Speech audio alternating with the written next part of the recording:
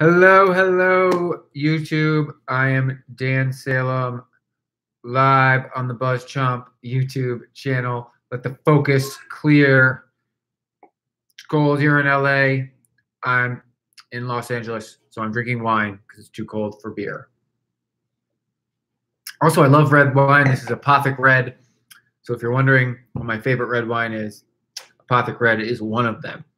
All right, I'm live in Los Angeles here, about to talk the NFL on the BuzzChomp YouTube channel. But first, as I do every Tuesday, I will go live on Facebook in 3 and 2 and 1. Hello, hello, I'm Dan Salem. I'm live on Facebook at the Dan Salem. Over on BuzzChomp YouTube channel, youtube.com/BuzzChomp/live. Find me on Twitter at the Dan Salem, also at the Dan Salem on the Instagram because we love the Instagram. As you can see on Facebook, I've got a Jets hat on and a Yankees hat in the background. Over on YouTube, you can see my plethora of Yankees, Jets hats, and a Clippers hat. I am excited for baseball season, but this is an NFL live stream, and that means we are going to talk free agents and free agency because NFL free agency is kind of open. There's been very little news, and that's because most stuff has to go down in March. When are the Jets getting their own stadium? That's an excellent question, Cousin Vlad. I will tell you, great question, and then I will answer it. The answer is never. So, the Jets and Giants share a stadium, and they both built it together. So they will not be having their own stadium anytime soon. Now, it's not Giants Stadium. The old Meadowlands was Giants Stadium. This is the Meadowlands. It's got like a corporate name, but I kind of forget. And the corporate names change when the corporate rights are up, so who cares? The Jets and Giants officially share the stadium in the Meadowlands of New Jersey, being New York football teams. Just like in Los Angeles here, the LA Rams and the LA Chargers will be sharing a stadium. Now, this one's kind of more the LA Rams stadium because the owner's building it, whereas the new Meadowlands, which is not so new anymore, is pretty much a 50-50 share. They both have their own locker rooms. They both have their own facilities. And when you're in there on game day, you would never know that it was being a shared stadium. I'm not quite sure the same thing will be able to be said about Los Angeles. As for the free agents, the Giants and the Jets. My Jets actually don't have many. One of the potentially big-name free agents on defense is former Jet Sheldon Richardson, also a former Seahawk because he was on the Seahawks last year. The Jets traded him, which was a great trade. They picked up Jermaine Kearse, wide receiver, excellent player for the Jets last season. Not sure the same can be said of Richardson. Yes, so the Rams and Chargers are going to share. So basically, here's how it happened. The Rams owner bought a ton of land in Inglewood, right near the old LA Forum. They were supposed to knock the Forum down. I don't know if they're still going to knock it down, but it hasn't got knocked down, and it's now next door to the Rams Stadium, which is this monster complex. If you go search for it online, it is unbelievable. There's going to be I don't know if there's going to be an actual theme park, but there's going to be malls and hotels and restaurants and dining. It's going to have a concert venue next to the stadium. This is being built for the Super Bowl and for the Olympics, and it is going to knock the socks off of people. Like, only LA could go this LA on an LA stadium. The Rams owner bought it, built it, got the rights to move his team here. They're playing in the LA Coliseum, which is the USC Trojans' home, until the stadium's finished. The Raiders were considering time-sharing with the Rams, but the LA Chargers, because they could not get approved for a stadium in their own town, are moving up the coast to LA. Now they're the LA Chargers. They're playing in Carson until the stadium's complete. So they're going to share. It's interesting that AFC, NFC teams, so that means actually a lot of different teams are going to come to LA because you have a squad in both conferences, much like in New York. Ooh, all right, what's this? Raiders trade a first and crab to the Jaguars for Jalen Ramsey. We also signed McKinnon, Allen Robertson, Morgan Byrne, and Sue after Miami released them. We released Lynch, Sean Smith, and Seth Roberts. Is this like a wish list? That's a sweet wish list. Sorry, not list, not Liddy, whatever that is. That's a sweet wish list. Allen Robinson is in my top 10 of free agents. And so I have to give credit to NFL.com because they put together a list of the top top 100. That was a video on NFL.com. Apologize for the language. They put together a list of the top 101 free agents. And they have Allen Robinson slotted in at number 5. That's pretty good. Yes, you can dream. That's pretty good. Honestly, if you can grab Allen Robinson, that's like a steal. I mean, I want my Jets to get him for whatever push and plays quarterback for him because we don't have a big playmaker like him on offense. And honestly, the Jaguars want to keep him because they re-signed Blake Bortles for 3 more years, and they need weapons for Bortles.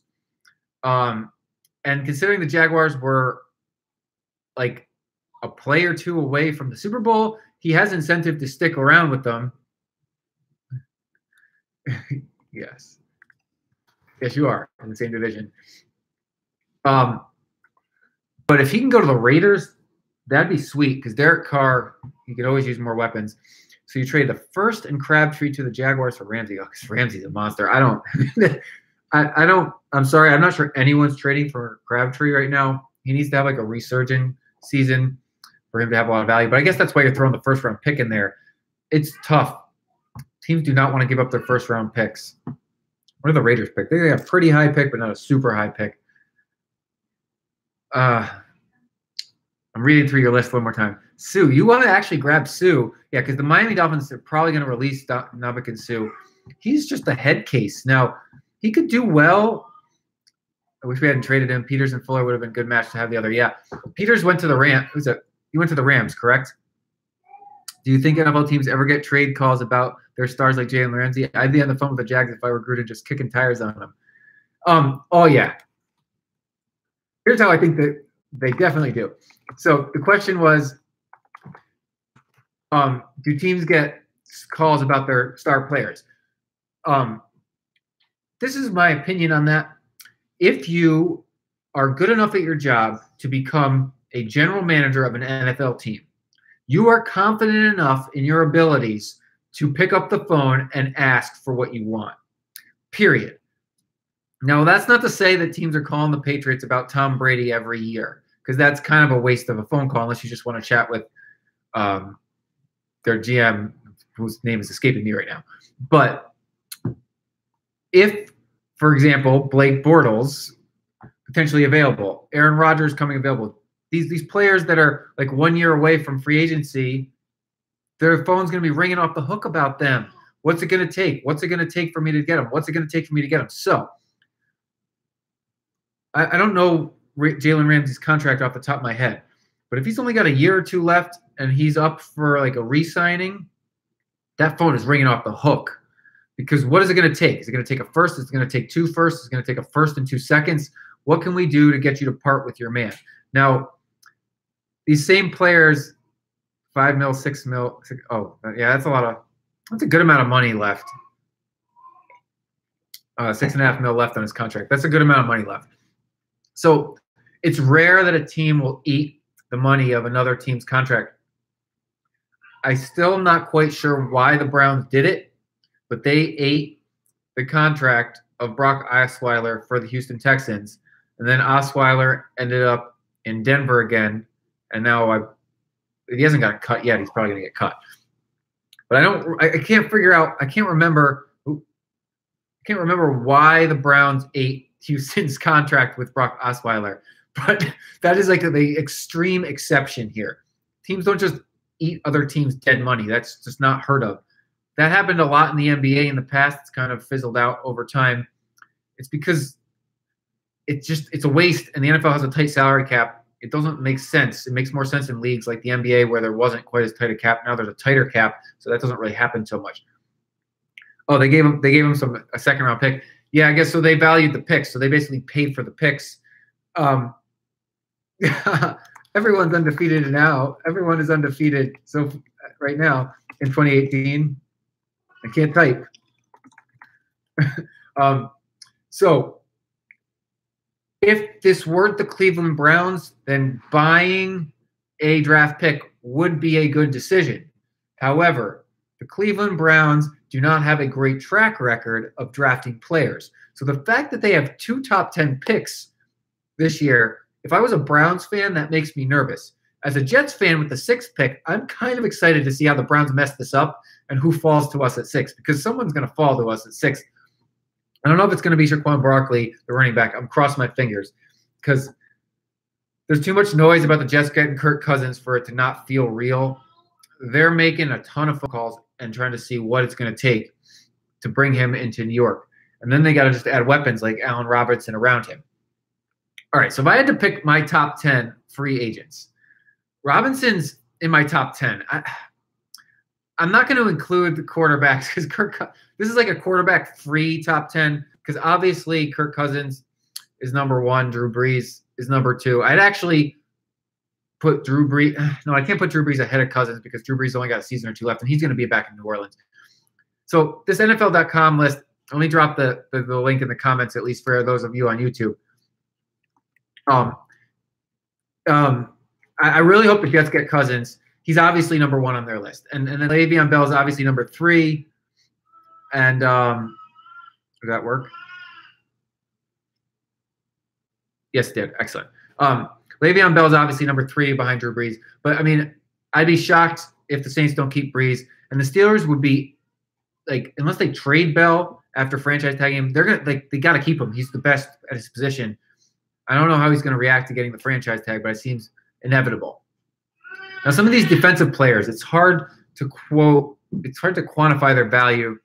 DeMarcus Lawrence, Cowboys are going to tag him. So, I mean, is that really – if he's going to get tagged, which is going to happen in the next week or so, I forget the exact date. I think it's like March 14th. Then why are they on the list? They're not available. They're going to get tagged. You know what I'm saying? So, Cousins is not going to get tagged. They tagged him too many times. So he's obviously number 1. So we'll leave this one. Allen Robinson, I'd say he's number 2 for me if we're talking non-quarterbacks. I am not high on Sammy Watkins. He was really good in Buffalo. Send us Wilkerson. The Jets, the Jets are going to cut him.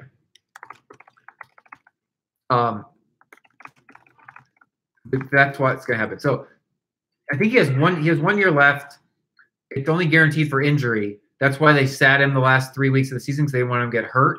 Because if he got hurt, then the last year of the contract would have been guaranteed. It's like $19 million or something. Crazy. So it's like real big. And so they're going to cut him and they're going to save $19 million on their salary cap. I think they have to cut him. I think it's after March 4th. So I think we have to wait till next week for this news to drop. And he'll be a free agent. And then the Raiders can go after him. Yeah. So he's not worth that money. He's a great player, but he didn't want to be there. He made it pretty clear. He was like late to meetings and not showing up. I actually think playing for John Gruden could be good for Wilkerson. That's actually a decent fit. But we have to wait and see. He's going to be a free agent because the Jets are not going to. I mean, I don't see why anyone would trade for him because they're just going to cut him to save that money. Okay, so Sammy Watkins. I don't know how I feel about him. He could come in cheap, but he was like basically he disappeared on the LA Rams last season, and the LA Rams were excellent, and they had a great offense, and he disappeared. Now, he got shipped out of town right before the season started. It was probably like a, whoa, what the hell's going on type of situation. So maybe he needed to get acclimated, but he didn't prove himself. I actually think he'll come a lot cheaper than one might expect from a player of his former caliber. If he ends up in a place like New Orleans, watch out. If he ends up in New England, if he ends up with anybody with a stud quarterback, watch out. So if he ends up in the New York Jets with Kirk Cousins, watch out. But otherwise, he could easily disappear. I don't know if he's a good weapon for Blake Bortles or not, but Jaguars should add some receiving weapons, especially if they can't bring Allen Robinson back. I like seeing this guard because everybody needs offensive line help, like literally everybody, because you need depth. You want Richardson more, but I think he wants to go back to you guys. For Sammy, I think someone going to overpay. I'd rather sign Pryor. Oh, yeah, Terrell Pryor, I like a lot better than Sammy Watkins. That's a great point. I think he'd still be cheaper, and he just has like a better energy. He's a better locker room presence, and he's compared to last season alone, they were pretty much comparable statistically players wise. So I like Terrell Pryor better also, especially since you save a little bit. The Jets are not going to be bringing back Sheldon Richardson, so that is not happening. They got him out of town as quickly as possible. They traded him away, and it was a great trade. He's not coming back to the Jets. Maybe he wants to come back to the Jets. I do not see that happening. Now, it would be funny if he signed with the Giants and he'd get paired up with his former defensive line buddies with the Jets. I don't know. Sheldon Richardson just was not a positive in the locker room, and that really hurts. Yes, he was talented, but – and again, if you get a coach that motivates and he wants to prove himself, like some of these guys like Richardson and Watkins, they need to prove themselves because the league's kind of going to forget about them real quick if they don't do something this season. Oh, Sheldon Richardson, he was excellent. I think he won Rookie of the Year. It was 2014 when he was really – 2014, 2015, he was just dominant. I don't know if he's better than Poe, but like not at this point in his career because I mean he didn't have a huge impact for the Seahawks last year. So, like I said, he's got to really prove himself. Maybe find some strength, get back into shape. I don't know if he's out of shape. He didn't have a lot of impact for the Seahawks, which would have been a good opportunity for him to. But you saw that defense really took a step back last season. He didn't like make a peep. Now, another situation where he was traded and he didn't have the offseason to prepare with a team. So you have an offseason to prepare with a team with him. That could be a good way to go. I think he'll come reasonably cheap, and so eventually he'll be a really high value sign for whoever gets them because he's not commanding big money either as Wilkerson right now. Who else we got on here? Oh, Kyle Fuller. I always liked Kyle Fuller. Another quarterback, Case Keenum. Malcolm Butler's an interesting case. I don't know what happened at the Super Bowl, and he got benched. He's been great, and he's been just like, I don't know. I wish he'd stay out of the media. I actually like Tremaine Johnson better, and he got paid a ton by the Rams. I kind of see him returning to the Rams because they're on the up and up, and why would he want to leave? But he might get offered more money. There's a bunch of quarterbacks, Teddy Bridgewater, Sam Bradford, a bunch of cornerbacks too. I said Tremaine Johnson, Rashad Breeland. I'm not as familiar with him. And then LaMarcus Joyner, another defensive back. Who else do we like here? Oh, I kind of like Carlos Hyde as a sleeper running back signee. The Jets could use some. Do you know anything about that defensive tackle from the Washington Huskies, Vita V? Oh, you know what? I'll look him up for next week. I don't off the top of my head. I don't know how high he's being projected, but honestly, I would go with any rookie over Sheldon Richardson or Muhammad Wilkerson at this point, just because those two guys, they rode the high and they rode the low in New York, and they both are getting run out of town. They come with baggage, and if you can get a baggage-free player in the draft, that will go a really long way towards your football team. I liked both players. They were good at times, but they just seem to get alienated real quick. And so I would look away from them. I would look towards a guy like Washington Huskies defensive tackle first. Jimmy Graham is an interesting case to me. Do we think he'll return to the Saints? I kind of do. He could return to the Saints and have a final ride with Drew Brees over a season or two, maybe put it back together. Because he kind of disappeared in Seattle, never quite hit where he was going to hit. I was talking about Carlos Hyde. I like him because he's like sneaky good, and he's got good passing game abilities. A bunch of teams, most teams actually can play multiple running backs. I wouldn't mind seeing the Jets grab him. Oh, yeah, you need a defensive tackle that can stay healthy and get to the QB, and that's the only thing keeping Mack from – oh, I agree. He needs somebody to complement his abilities, Khalil Mack. Both – Sheldon Richardson has stayed healthy. Oh, cut Lynch for Hyde. Yeah, I don't – Marshawn Lynch – how do you feel? I don't know. That experiment went about as well as I thought it would. It was a good headline. I really thought the Raiders were going to have a good season last year. Unfortunately, the Marshawn Lynch news was bigger than the season itself. Carlos Hyde would be a great addition. The Jets probably will cut Matt Forte. I don't know if he could rejuvenate himself for one more big year in another city also, because they'll cut him and save money. He's old. He's got another year left. So I don't know. He might – I think he'll play one more season. He's an intriguing second or third option at running back. I love Hyde. Who else is here at running back? I mean, that's actually going to become available because I don't think Le'Veon Bell will be. Oh, Dion Lewis, right. He's the picture. He's my picture I put on my fan page after Dan Salem. I really liked Dion Lewis. Yeah, good call. Or Dion Lewis. Now, I like Dion Lewis. He was my I had him in fantasy last year, and he actually really produced. I feel like it was his first real season to actually carry the load, and he did it well in New England. The Patriots often switched between backs so quickly, and they had switched Lewis in the last 2 years prior to 2017, but they gave him a full workload, and he handled it. I think they'd be smart to bring him back. If he escapes, now, maybe it was the situation. People are saying, oh, is he just good in New England, not anywhere else? I think with Derek Carr, he could excel. I think he could excel on a lot of football teams. He was dynamic at the running back position. All right. I only made it through like a fraction of this list, so I'm probably going to continue it next week unless any big news drop. But I've hit my time limit, guys. You got any final questions before we wrap up here on this Tuesday evening? Thank you so much for joining me. This has been fun. There are so many big stories that are going to drop in the NFL free agency right now.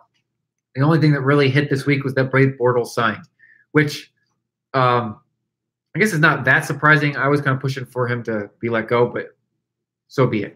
All right, I'm going to be back next Tuesday at 5 p.m. Pacific time again. I'm going to continue through this free agency list and which teams should end up with who. Then I'll also talk big news if there is big news. Thank you guys so much for joining me. I'm Dan Salem. I am at the Dan Salem on Twitter. I'm at the Dan Salem over on Facebook. Head over to BuzzChomp.com because we got great comedy videos. We are following Counterpart and The Walking Dead. Westworld will be back soon, I hope. We love our TV shows. All right, thanks, guys. 5 p.m. Pacific every Tuesday, NFL live stream.